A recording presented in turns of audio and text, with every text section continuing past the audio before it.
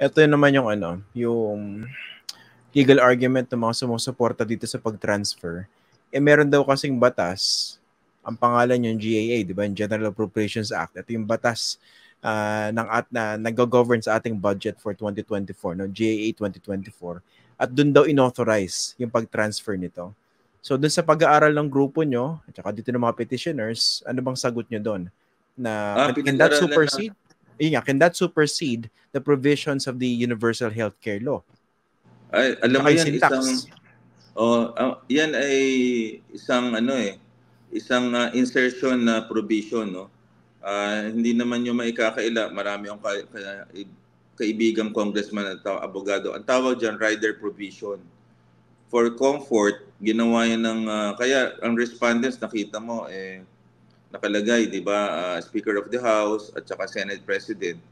Baka sa bicameral nagkaroon ng rider provision at nailagay ito na pag may excess ang isang GOCC, yung mga government-owned controlled corporations, ay kukunin nila. Yan ang gusto nilang ipandepensa. Nakita ko na yung statement ni Secretary Recto.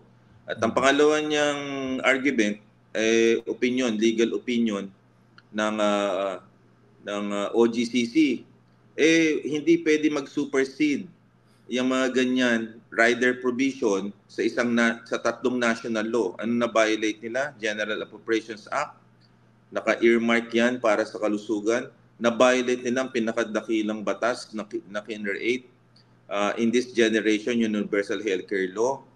At ang number 3 na binviolate nila, according to Senator Drilon, ito ang best legislative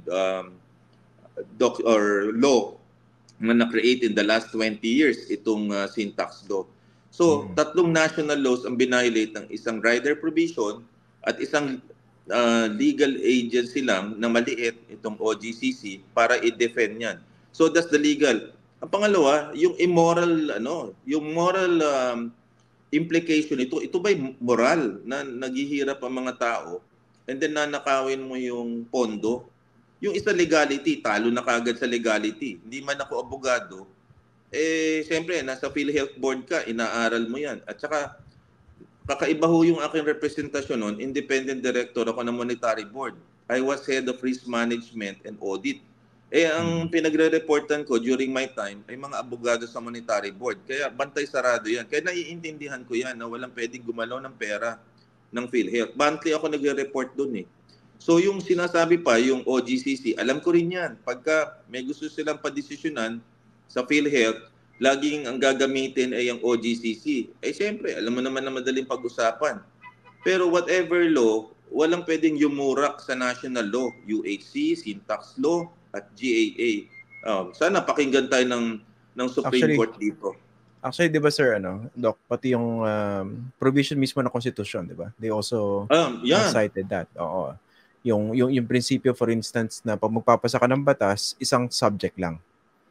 That's correct. Kaya unconstitutional itong ginawa nila. At saka ito nakita naman niya siguro lumaganap yung letter. Sumulat lang si Secretary Recto kay President Ledesma. Nasaan ang board resolution yan? Nasaan yung transcript ng pinag-usapan nila? Tumutol ba si Secretary Ted Herbosa? Hindi ba niya dinefend na dapat as chairman of the board, non-voting member siya? Pinagtanggol ba niya? Pinotek niya ang health funds? Ba't niya hinayaan ito? Kaya gusto natin makita, isa sa dapat isabina dyan yung resolution at saka yung records on how they debated on this. Paano nila magagawang ipagkaisa ating yun. Yun yung missing Kasi bawat board member pumipirma po doon. Kunyari, ako, independent director, pipirma ako. Yung ex-officio member. Kasi ang bawat secretary of an agency represented by the USEC undersecretary nandoon. And then, yung appointed members, pipirma ho dyan. At magbobotohan po kayo dyan. Ngayon, gusto natin malaman, kunyari, boboto ka, anong reason mo? May transcript yan. So, kailangan makita natin, may gumigil ba? Kung walang resolution, paano na-approvean yun? Isang direct letter lang from Secretary Recto to Emmanuel Ledesma, parang ang labo naman yan. We have to see the board resolution on how they defended their particular move. Pero puntahan natin yung yung for lack of a better word, yung original sin. Binabanggit nyo na this was a rider provision na isingit during the BICAM if I'm not mistaken. So mukha bang napalusutan kayong lahat dito? Ay, oo. Kinonsulta namin sa mga budget, experts at saka ilang congressman na nakausap ko dyan. Mukhang doon sa bicameral nagkausapan eh. Kaya makikita mo, bicameral kasi, ito po yung third chamber nila eh. So pagka tayo nagkausapan na, pinag-uusapan daw dyan, according to the congressman na mga nakausap ko, ay yung partihan. Sorry mga kaibigan, I'm not trying to insinuate, but these are the languages na narinig ko at statement nila na pag-uusapan. At syempre, mas malaki let's say sa lower house, ang malaki sa Senate kasi 24 lang sila. So magkano kung bilyon ang pinag-uusapan mo? Kaya makikita mo, kukonti ang pumapalag eh. I'm not saying that kung makikita mo, meron ka ba nakita na galit sa lower house? Isa lang nag-file ng resolution eh. At saka yung minority, si Congressman Rufus Rodriguez lang. Sa upper chamber, ang nakita ko umaten lang na napaka-importanting committee hearing, 5 lang. And all of them, si Senator Bongo, Risa Hontiveros, J.B. Ejercito, and then Senator Tulfo, and Bato de la Rosa. Ito regardless of ideology, meron mga Duterte, may mga Lenny, di ba? Nakita mo naman yung casting, may pro BBM. Wala eh. Lahat sila, sinabi nila, hindi legal at immoral. So the fact na 5 yun, nainasan yung iba na tumatayo para dito, yun ang hindi ko maintindihan. Bakit walang outrage coming from the lower house and the upper chamber? Kaya yung bicameral dito, yun ang dapat natin makita, yung transcript ko ano nangyari dito. Sige. Doc, explain ko na ng konti additionally sa mga viewers natin yung binabanggit yung BICAM. Ito po yung Bicameral Conference Committee. Kasi baka nalilito sila, Kasi dapat isa yan sa mga tinututukan natin sa proseso ng paggawa ng batas, including sa pagpapasa ng ating taunang budget. So, di ba may dalawang kapulungan, yung Senado at saka yung House of Representatives.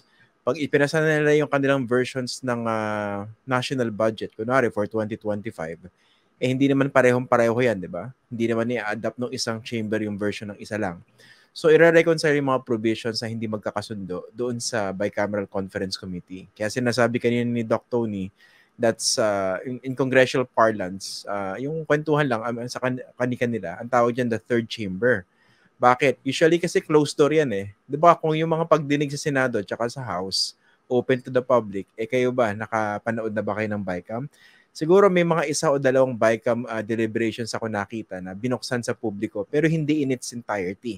So, ibig sabihin, mas kakaunti yung nag-uusap doon sa pinakamahalagang stage nung pagpasa ng batas. At sa BICAM, iilang representatives lang galing sa Senado at galing sa House yung umuupo para i-reconcile yung mga magkakatunggaling provision. So, ang sinasabi nyo, itong rider provision na to, doon siya na-hatch. Doon siya na-introduce. Tama po ba?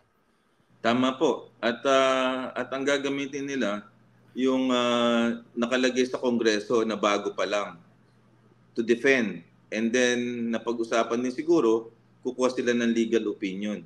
Kaya, yun ang binabanggit ni Secretary Recto during the hearing.